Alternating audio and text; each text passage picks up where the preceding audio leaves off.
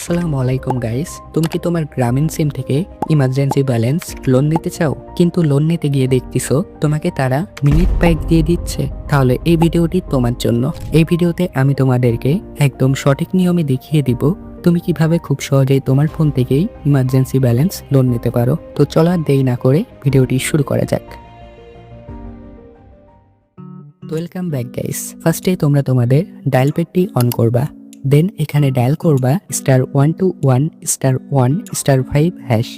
এরপরে তোমাদের সামনে গ্রামীণ সিমের লোন মেনুটি চলে আসবে। সো এখানে আমি দেখতে পাচ্ছি আমাকে তারা 25 টাকা লোন অফার করেছে। সো যেহেতু 25 টাকা লোন অপশনটি 2 নম্বরে আছে, তো আমি সিম্পলি নিচে 2 টাইপ করব, দেন সেন্ডে ক্লিক করব। এরপরে সিম্পলি ওকে করে দিব, একটু ওয়েট করব, লোন আসলে তোমাদেরকে দেখাচ্ছি। তো অলরেডি আমার লোনটি চলে আসছে, তোমাদেরকে একটু দেখাই। তো দেখতেই পাচ্ছ অলরেডি আমাকে 25 টাকা লোন তারা দিয়ে দিয়েছে এবং এটা আমার পরবর্তী রিচার্জ থেকে কাটা হবে।